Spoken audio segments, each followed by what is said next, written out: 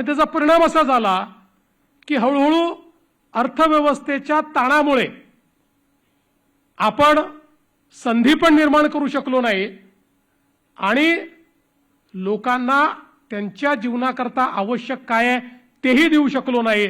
परिणामतः इतक्या मोठ्या प्रमाणात देशातल्या गरिबीमध्ये एक मोठी जंप आपण 10 वर्षाच्या यूपीएच्या कार्यकाळात पाहिली।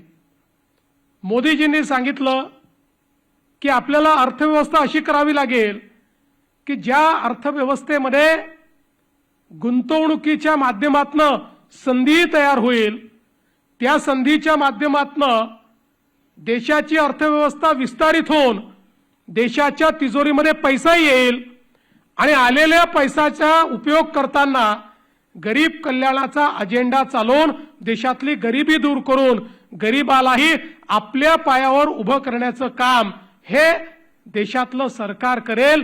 अशा प्रकारचे एक आर्थिक नवीन विचार जो अंत्योदयाचा विचार आहे, जो दीनदयालजींचा विचार आहे, हा विचार या ठिकाणी मांडण्याचं काम आणि केवळ मांडण्याचं नाही तर ते प्रत्यक्षात आणण्याचं काम हे मोदीजींनी या ठिकाणी करून दाखवलं।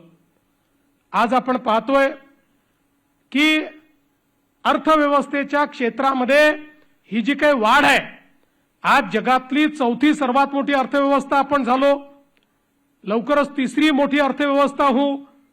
हा जो काही विस्तार आहे हा केवळ घोषणांनी झालेला नाही, त्याला त्याच्या पाठीमागे एक मोठी विस्तृत स्ट्रॅटेजी, त्याच्या पाठीमागे विकासाचा अजेंडा हा मोदीजींनी उभा केला।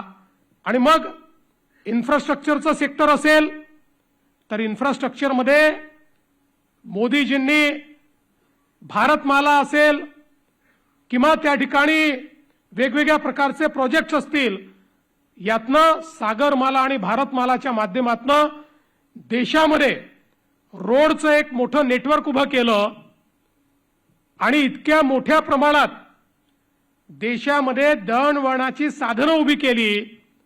रोड्स आणि ब्रिजेस आणि टनेल्स याच्या माध्यमातून एक इन्फ्रास्ट्रक्चरचा इतका मोठा कार्यक्रम